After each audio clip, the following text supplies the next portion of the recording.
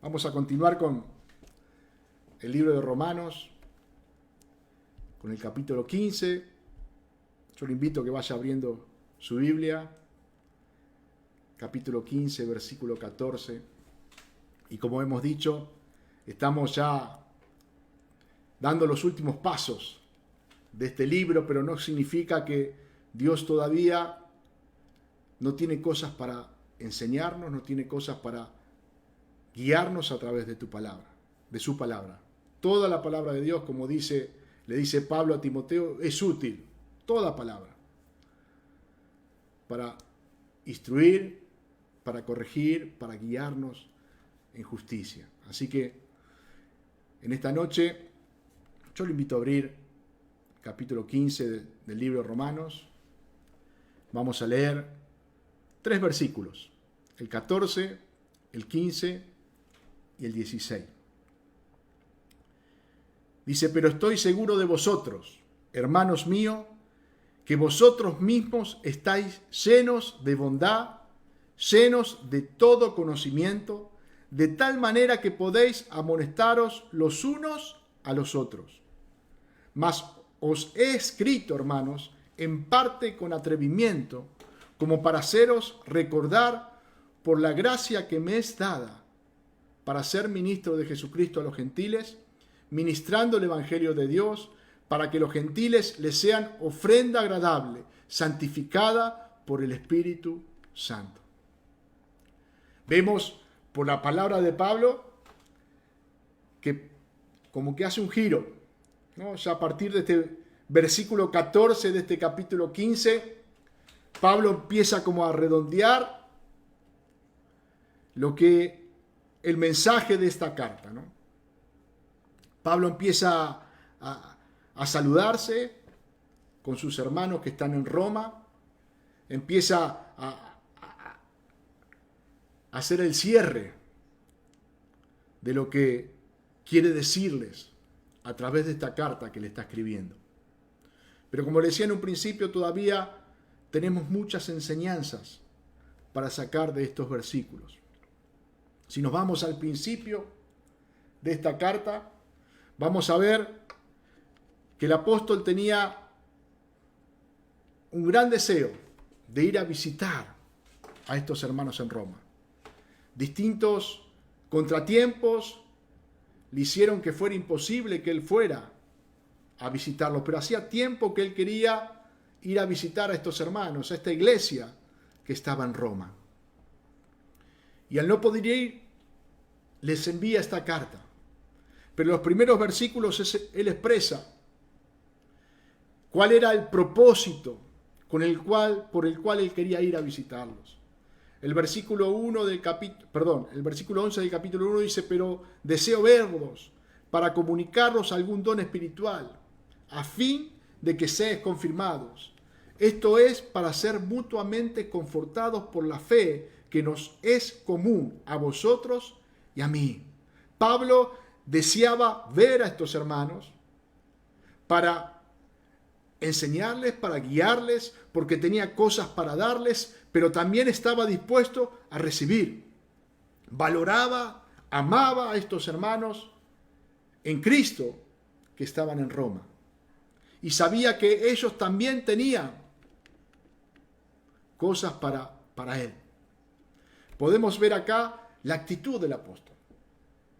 Podemos ver que Pablo no solamente era un hombre dispuesto a enseñar, dispuesto a corregir, dispuesto a guiar, sino que era una persona también dispuesta a recibir.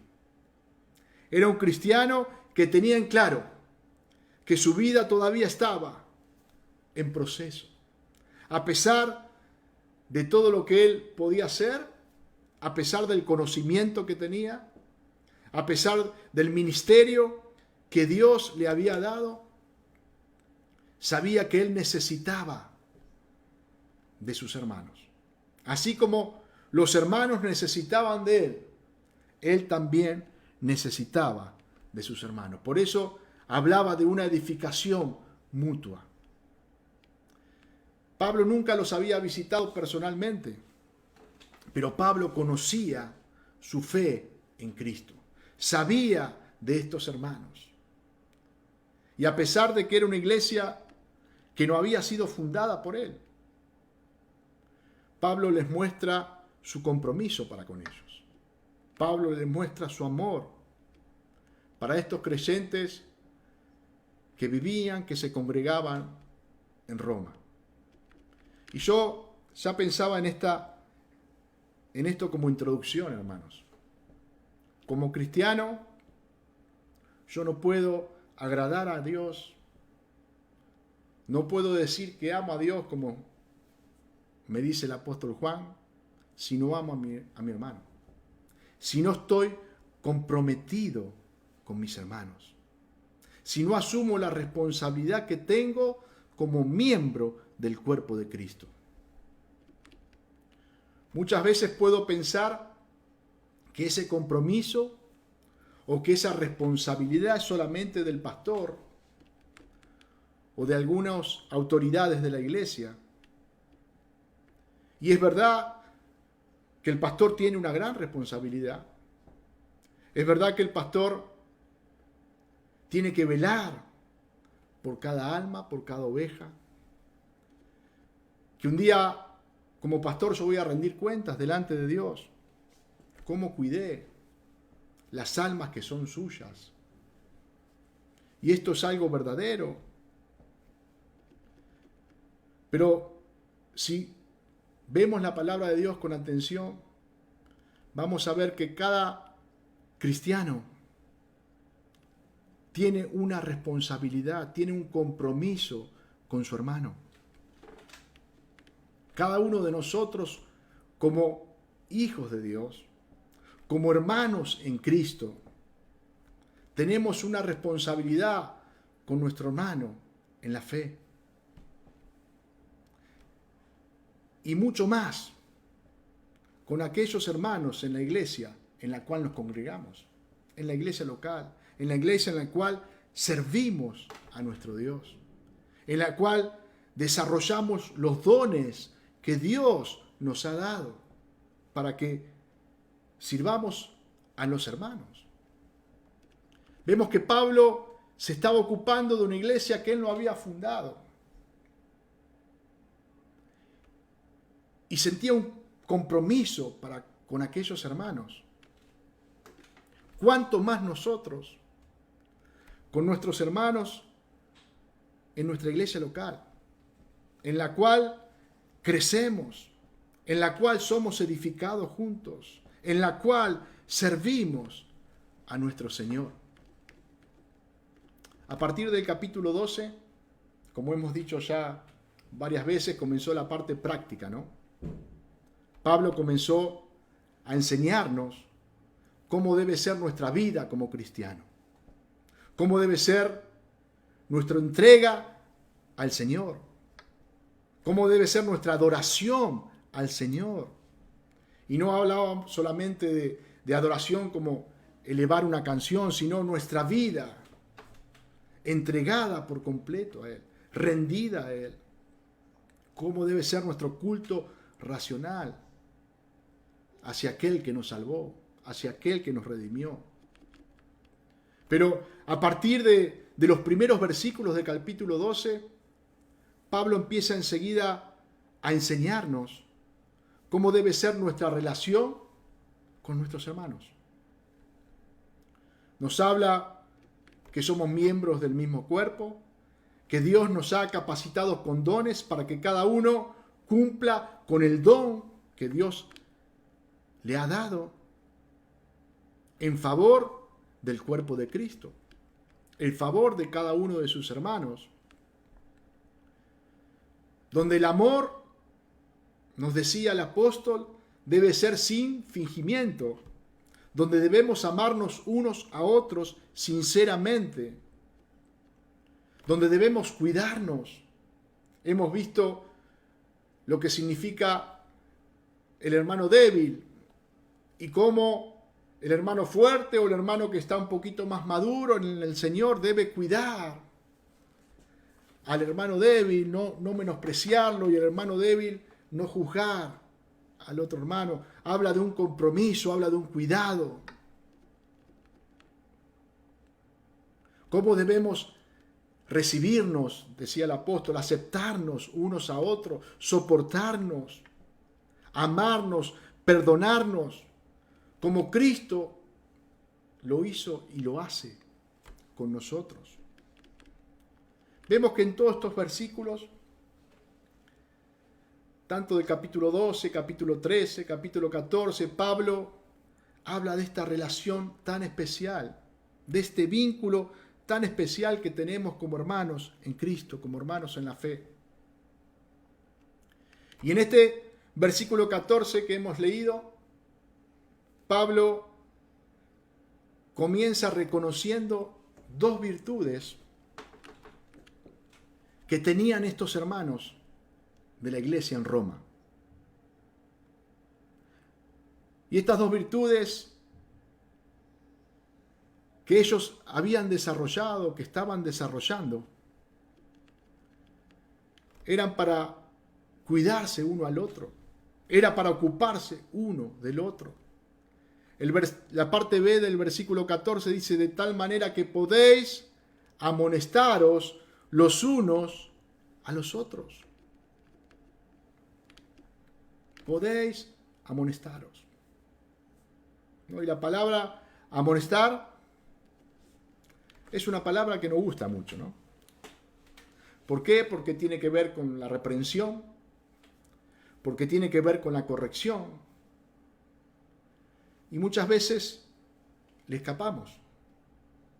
¿Por qué? Porque no nos gusta ser corregidos. No nos gusta ser reprendidos.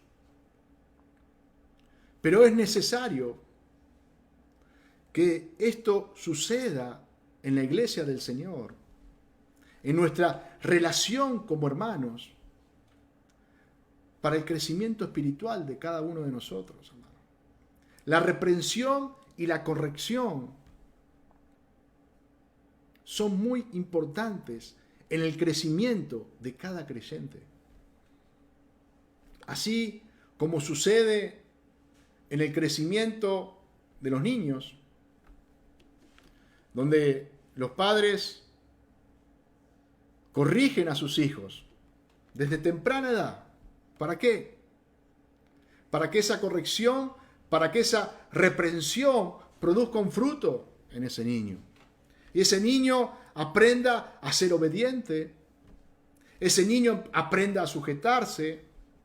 Ese niño aprenda lo que está bien y lo que está mal.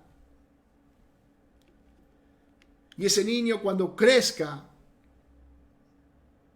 tenga en claro por qué camino debe transitar. Por eso el padre y la madre de temprana edad comienza a corregirlo, comienza a reprenderlo. Y aunque al niño no le gusta, todos nosotros fuimos niños, ¿no? ¿Y a quién de nosotros nos gustaba cuando nuestros padres los reprendían? Cuando nuestros padres nos corregían. No nos gustaba. Muchas veces rezongábamos, nos quejábamos, murmurábamos contra ellos. ¿Por qué? Porque la corrección no nos gustaba. Pero cuando fuimos creciendo, cuando tuvimos una determinada edad, ¿cuántas veces valoramos esa corrección? ¿Cuántas veces dijimos: Señor, gracias por la reprensión de mi papá, por la corrección de mi mamá?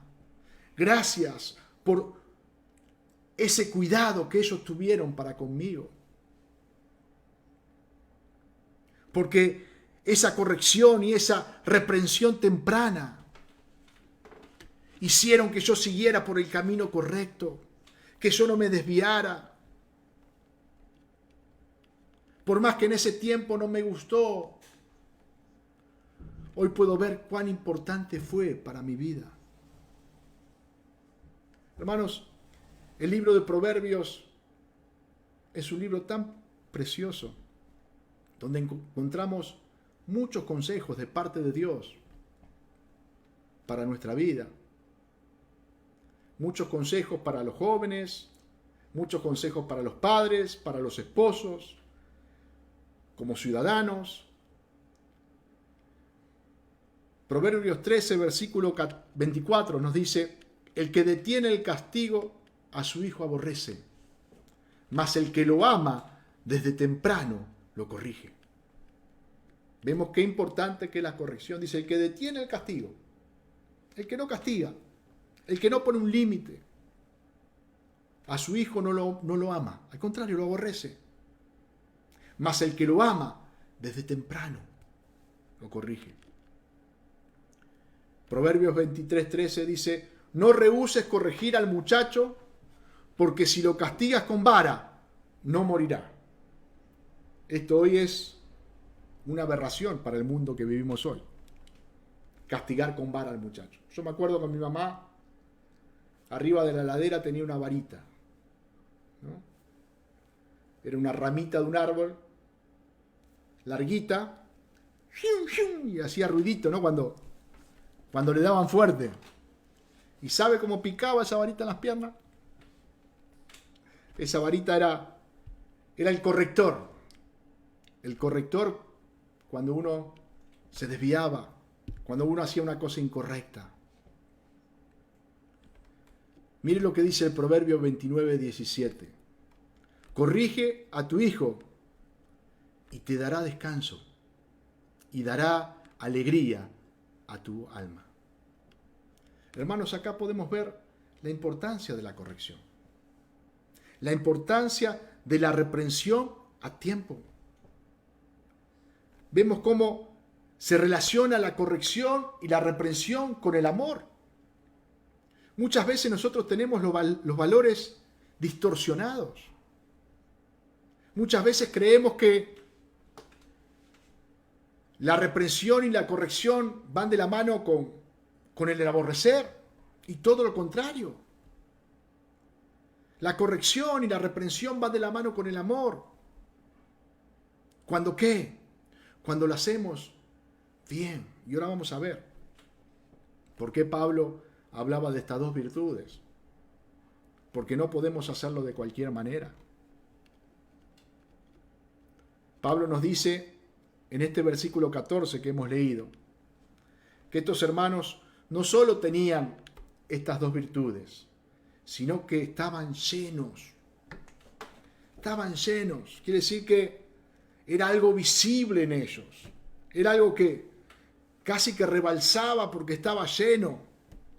Estaban llenos de bondad y de conocimiento. Esto nos enseña que para que la edificación, que para que la amonestación, para que la reprensión, la corrección sea de edificación, debemos estar llenos de bondad y conocimiento. Son dos virtudes que van de la mano. Son dos virtudes que no pueden faltar en nuestra vida.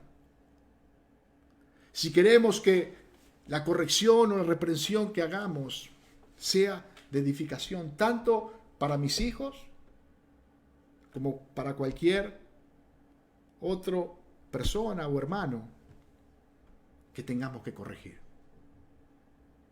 Debemos estar llenos de estas dos virtudes, bondad y conocimiento. Necesito, hermano, estar llenos de bondad para no dañar, para no lastimar, para no derribar, sino para edificar. Y necesito estar lleno de conocimiento para ser eficaz en la corrección, hermano. La palabra que yo tengo que dar tiene que ser eficaz. Y tiene que venir de parte de Dios. Porque si no, en lugar de edificar, voy a destruir. En lugar de ser algo bueno, va a ser malo. Fíjense la similitud que tiene este versículo 14 del capítulo 15 de Romanos, donde Pablo nos enseña esto, con el Proverbio 16:6. El Proverbio 16:6 dice: con misericordia y verdad se corrige el pecado, y con temor de Jehová los hombres se apartan del mal. Con misericordia y verdad se corrige el pecado. Con bondad y conocimiento. Necesito estar lleno de estas virtudes para poder corregir, para poder reprender, para poder ser de edificación para mi hermano. La palabra de Dios nos enseña que tenemos un compromiso, hermano. Que tenemos una responsabilidad los unos con los otros como hermanos en Cristo. El amonestarnos, el corregirnos, muestra cuánto nos amamos, cuánto me interesa a mi hermano, cuánto cuido a mi hermano. Y va mucho más allá de lo que yo pueda hacer en la iglesia, hermano.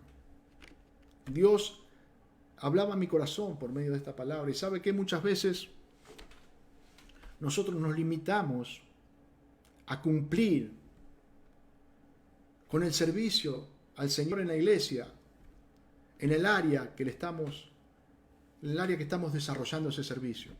Yo soy un predicador, predico la palabra, me preparo, voy un domingo o el día que sea, expongo la palabra de Dios y cumplí con mi servicio. Cumplí con el compromiso que tengo con la iglesia. Yo estoy en alabanza, canto, toco un instrumento, ensayo, me preparo, voy a ensayar en la semana, canto el domingo, toco el domingo y ya está. Cumplí con el compromiso que tengo en la iglesia. Cumplí con el compromiso que tengo con los hermanos. Pero podemos ver que la palabra de Dios nos enseña mucho más. Que el compromiso que yo tengo con mi hermano no es solamente desarrollar mi servicio en la iglesia, sino es poder ocuparme de lo que a él le sucede, poder velar por él, poder orar por él, poder mirar cuál es su necesidad. Va más allá de lo que yo pueda hacer o no en mi área de servicio. Jesús, antes de ir a la cruz, en su última noche, reunido ahí con los discípulos en el aposento alto, antes de compartir la cena, o compartiendo la cena, dice la palabra de Dios que Jesús se puso a lavar los pies de sus discípulos. Juan capítulo 13, versículo 12 dice: así que después que les hubo lavado los pies, tomó su manto, volvió a la mesa y les dijo: ¿sabéis lo que he hecho? Vosotros me llamáis maestro y señor, y decís bien porque lo soy. Pues si yo, el Señor y el Maestro, he lavado vuestros pies, vosotros también debéis lavaros los pies los unos a los otros. Porque ejemplos os he dado, para que como yo os he hecho, vosotros también hagáis. Hermano, Jesús le estaba dejando a sus discípulos una enseñanza muy importante, que tenía que ver con la relación entre ellos, con la comunión entre ellos, con el cuidado que tenían que tener el uno del otro. Jesús les mostró cómo ellos debían actuar. Se quitó su manto en medio de la cena, tomó el lebrillo, tomó un recipiente, la toalla y comenzó a lavarle los pies a cada discípulo. ¿Recuerdan? Pedro no quiso. Y Jesús le dijo: Pedro, si no te lavo no estarás conmigo. Entonces Pedro: sí, Jesús, lavame, bañame todo. Y Jesús le dijo: no es necesario, porque ustedes ya están limpios. Solamente necesito lavarle los pies. Hermanos, si esto tiene una connotación espiritual para nuestra vida. Como hemos escuchado en el videíto que vimos al principio, que justamente hablaba sobre la justificación. Todos aquellos que hemos creído en Jesús, hemos sido justificados por Él. Todos nuestros pecados han sido perdonados. Hemos sido limpios por la sangre de Cristo. Esa justificación fue un acto instantáneo sobre nuestra vida. La recibimos cuando creímos en Jesús. Y a partir de ese día automáticamente Dios nos ve como justos. ¿Por qué? Porque nos ve a través de su Hijo Jesucristo. Nos ve justificados, nos ve limpios. Porque Cristo en la cruz del Calvario derramó su sangre y esa sangre nos limpió de todo pecado.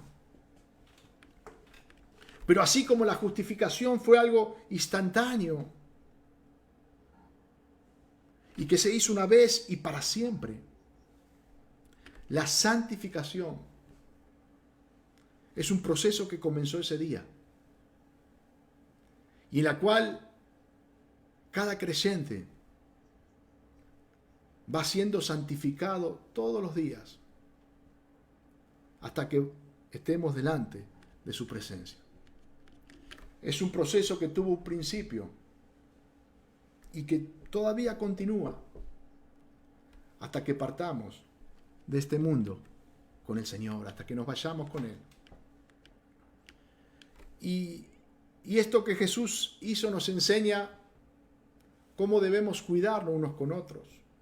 Porque en nuestro diario caminar ensuciamos nuestros pies, hermano. En ese tiempo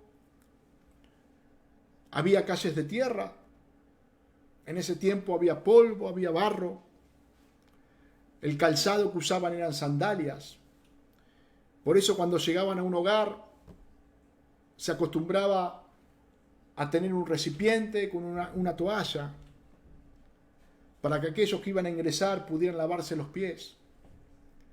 Aquellos que tenían esclavo, era el esclavo el encargado de lavar los pies a los visitantes del hogar. Pero ese día en el aposento alto solamente estaban Jesús con sus discípulos y Jesús tomó ese lugar. Jesús se humilló y comenzó a lavar los pies de cada discípulo, hermano. Y luego de hacerlo, les mandó a que hicieran lo mismo. ¿Y qué sentido espiritual tiene esto para nuestra vida hoy, hermano? Lavarse los pies unos a otros no es tener una palangana en la iglesia y a cada hermano que entra le saco el calzado y le lavo los pies. Sino es ayudar a mi hermano en esta carrera que estamos corriendo juntos. Es orar por él, es velar por su vida espiritual, es ayudarlo a reconocer y a mortificar su pecado, sabiendo que daña su vida en gran manera y también daña la comunión entre los santos, hermano. ¿Cuántas veces doblamos nuestras rodillas para orar por un hermano que está con una enfermedad, por un hermano que está pasando una necesidad, y no oramos por la salud espiritual de nuestro hermano? No velamos por ello. No le pedimos al Señor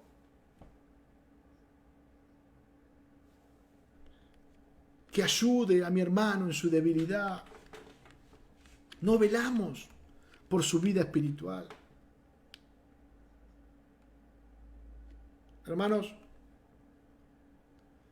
la palabra de Dios me enseña que esta es tarea, es responsabilidad de cada uno de nosotros. Cada uno de nosotros, como hermanos en Cristo, debemos cuidarnos, debemos velar unos por otros, debemos tomarnos ese trabajo de cuidar, de vigilar, primeramente por mi vida. Vamos a verlo ahora también. Pero también por la salud espiritual de mi hermano.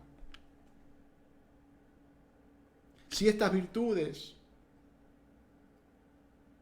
que tenían los hermanos de la iglesia en Roma, que estaban llenos, dice Pablo, de bondad y conocimiento, ciertas virtudes están en mi vida,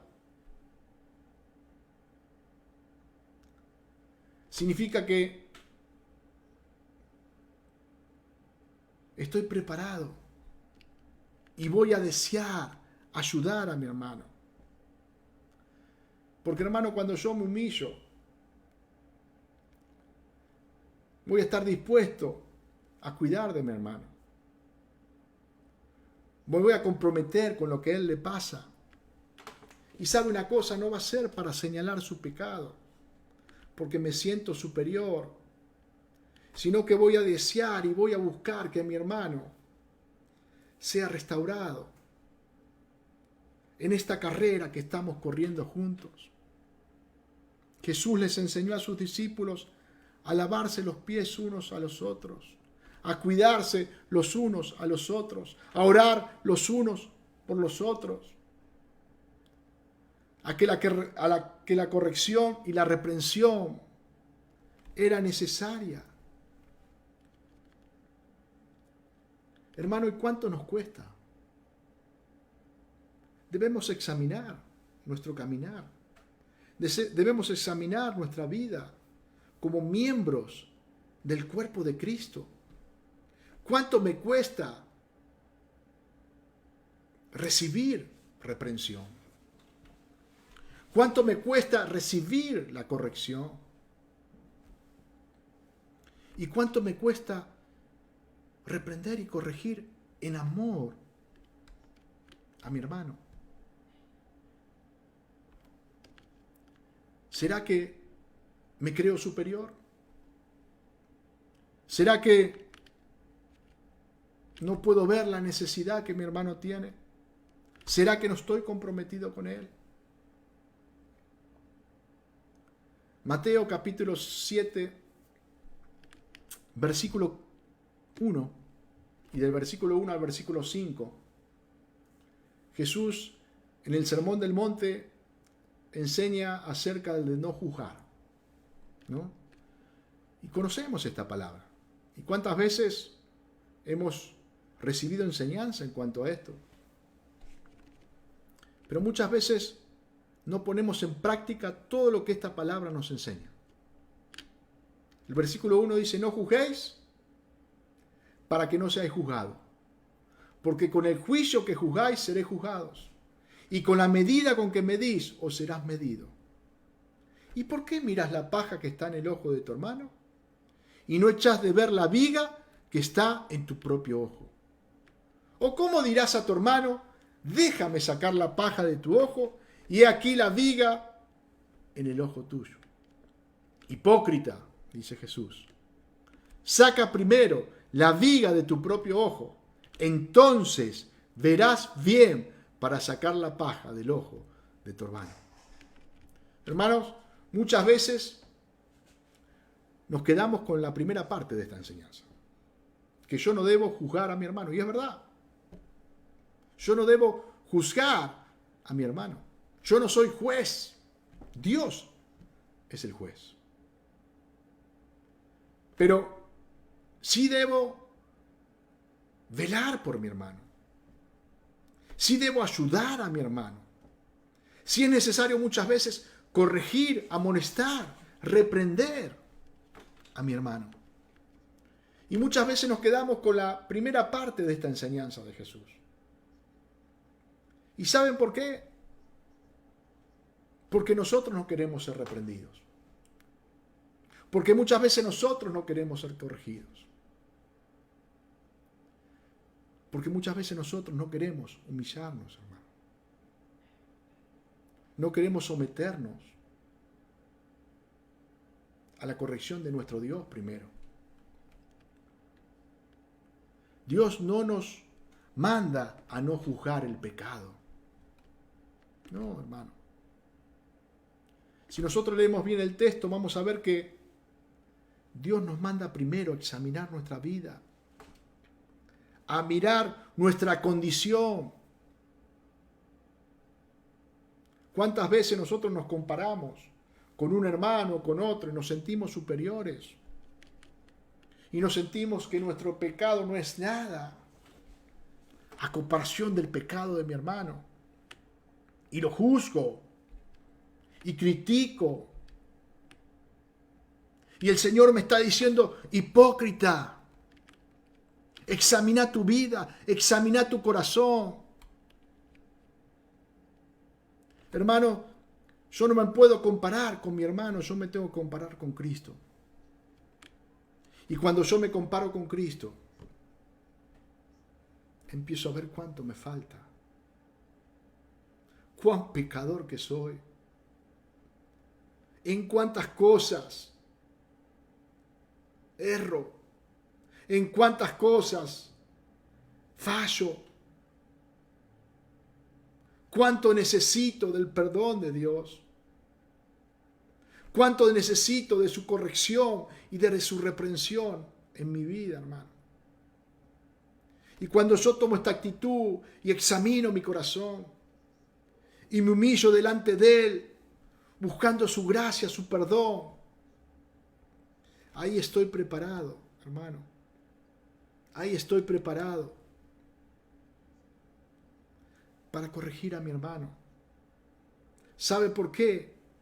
Porque no lo voy a hacer de un lugar superior. Me voy a sentir tan o peor que él. Y porque he experimentado el perdón de Dios y la gracia de Dios sobre mi vida, voy a querer que mi hermano experimente lo mismo. Voy a desear que mi hermano experimente lo mismo en su corazón. Pero muchas veces yo no reconozco mi pecado. Muchas veces yo no me humillo delante de Dios. No busco su gracia para mi vida. Y ando señalando y mirando los pecados de los otros. Pero cuando yo reconozco mi pecado, me humillo delante de Dios. Y experimento el perdón de Dios. Experimento la gracia de Dios sobre mi vida. Me voy a ocupar de mi hermano. Voy a querer que él experimente lo mismo. Voy a querer cuidar su vida espiritual, su comunión con Cristo, su comunión conmigo, su comunión con los demás hermanos. Pero esto solamente pasa cuando yo reconozco mi verdadera condición delante de Dios. Cuando yo saco la viga que hay en mi ojo, ahí recién puedo ayudar, comprender a mi hermano. Solamente ahí voy a estar en condiciones para corregir, para reprender. ¿Saben por qué? Porque le voy a hacer lleno de bondad, lleno de conocimiento. Como dice el mismo apóstol en Gálatas 6:1, hermanos, si alguno fuere sorprendido en alguna falta, vosotros que sois espirituales, restaurarles con espíritu de mansedumbre, considerándote a ti mismo, no sea que tú también seas tentado. Sobrellevad los unos las cargas de los otros y cumplid así la ley de Cristo. Hermanos, considerémonos a nosotros mismos cuando vamos a reprender, a corregir a alguien, con espíritu de mansedumbre, sabiendo que mi condición es la misma que la de mi hermano, que yo no estoy exento, que yo no estoy libre, que yo estoy en la misma lucha. El versículo 15 y 16 El apóstol dice: mas os he escrito, hermanos, en parte con atrevimiento, como para haceros recordar por la gracia que de Dios me es dada, para ser ministro de Jesucristo a los gentiles, ministrando el evangelio de Dios, para que los gentiles les sean ofrenda agradable, santificada por el Espíritu Santo. Vemos que Pablo, como venía haciendo en el último capítulo, hace hincapié en los gentiles. Habíamos visto que en su momento ya había puesto su mirada sobre los judíos y ahora había puesto su mirada sobre los gentiles, ¿no? Vimos el domingo cómo habló de esta gran salvación, de este plan maravilloso, redentor de Dios. Desde un principio ya estaban los gentiles incluidos en este plan de Dios. No fue un parche, no fue un agregado, sino que la iglesia de Cristo, compuesta por judíos y gentiles, ya estaba en el plan de Dios desde antes de la fundación del mundo. Y vemos que Pablo fue levantado como apóstol para ser el predicador a los gentiles. Esto no quita que él le ha predicado a toda criatura, pero había sido levantado por Dios con este propósito. Y él sentía un peso sobre esto. Y le dice a los hermanos, dirigiéndose en particular a los gentiles, que eran la mayoría en la iglesia de Roma, que todo esto que él le había escrito, en parte con atrevimiento, él sabía que era necesario, pero vemos ahí la humildad del apóstol, vemos ahí la consideración del apóstol, vemos ahí el cuidado que el apóstol tenía de sus hermanos. Por eso dice, en parte con atrevimiento. Yo sé que muchas de estas cosas que yo les comparto, ustedes ya las sabían, pero quería hacérselas recordar para el bien de ustedes, para el crecimiento de ustedes, para que la vida de ustedes sea una ofrenda agradable al Señor. Hermanos, vemos con el cuidado que Pablo trata a sus hermanos, cómo los valora, cómo desea instruirlos en la verdad. Y a la vez vemos la responsabilidad que Pablo tenía ante Dios como ministro de Jesucristo. Pablo había sido llamado con este propósito. Y él tenía la obligación de enseñarles. Y no solamente de enseñarles, sino de recordarles continuamente las verdades del Evangelio para la vida de ellos. Vemos que en todas las cartas paulinas Pablo hace esto, hermano. Pablo corrige, Pablo reprende, Pablo instruye, y siempre a través de la palabra del Señor. Y cuando está preparando a Timoteo, que iba a ser aquel sucesor que iba a seguir luego que él no estuviera más, vemos cómo Pablo guiaba a Timoteo en esto.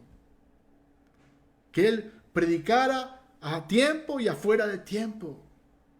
Que redarguyera en todo tiempo con la palabra del Señor. El compromiso que Pablo tenía ante Dios podía verse en su ocupación por sus hermanos. Y esto nos enseña algo muy importante, hermano. Primeramente para mí, como pastor, como responsable, el compromiso que yo debo tener en cuidar, en velar por cada uno de ustedes, en ocuparme de sus vidas espirituales, en ministrarles todo el consejo de Dios para sus vidas, en recordarles las verdades del Evangelio continuamente. Sé que me falta mucho, hermanos, pero este es mi deseo y le pido a Dios que cada día me dé la gracia para poder hacerlo. Por eso le doy gracias a Dios por este tiempo, hermanos. Por este tiempo donde a través de su palabra podemos instruirnos. A través de su palabra podemos santificarnos. Gracias por la luz que Él va trayendo a nuestra vida, a nuestro corazón. Yo sé que capaz que esta forma que nosotros comenzamos a implementar de enseñanza, de predicación de la palabra, no estábamos acostumbrados en tomar un libro como el libro de Romanos y de comenzar por el capítulo 1 y ir consecutivamente, versículo por versículo, hasta llegar al capítulo 16 y terminarlo. Pero yo le doy gracias a Dios por esto, hermano. Porque esto es edificación para nuestras vidas. Porque yo como pastor necesito darles todo el consejo de Dios. ¿Y cuántas veces hay pasajes que esquivamos?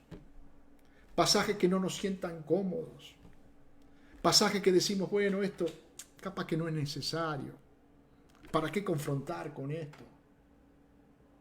Pero hermanos, cuando nosotros decidimos predicar expositivamente y secuencialmente, versículo por versículo, toda la palabra, comenzando por un libro como estamos haciendo en Romanos, yo estoy obligado a predicar desde el capítulo 1 al 16, todos los capítulos, todos los versículos. Y créame que esto es de parte de Dios, porque primeramente es muy importante para mi vida como ministro del Señor. Me ayuda mucho para crecer en su conocimiento, en su palabra y también en la tarea que yo tengo que desarrollar, hermano, de velar por ustedes, de cuidar por ustedes y de darle todo el consejo de Dios. No darle lo que a mí me parece o lo que yo creo, sino darle todo el consejo que Dios ha dejado en su palabra. Porque toda la palabra de Dios es útil para enseñar, para instruir, para corregir. Hermanos, cada uno de nosotros tenemos un compromiso, una responsabilidad en la iglesia para con nuestros hermanos. No podemos mirar para otro lado. No creamos que solamente la responsabilidad que tenemos es ir un domingo a la iglesia o servir en el área que lo estoy haciendo en este tiempo. No, hermano. Mi compromiso con cada uno de mis hermanos. Mi compromiso es velar por cada uno de ellos. Mi compromiso es ocuparme por cada uno de ellos. Mi compromiso es cuidar de cada uno de ellos. Yo le invito a que vayamos a Primera de Pedro y con esto vamos a estar terminando en esta noche. Primera de Pedro, capítulo 1, versículo 3, aquellos que tienen la Biblia a mano, me gustaría que puedan buscar este pasaje, Primera de Pedro, capítulo 1, versículo 3.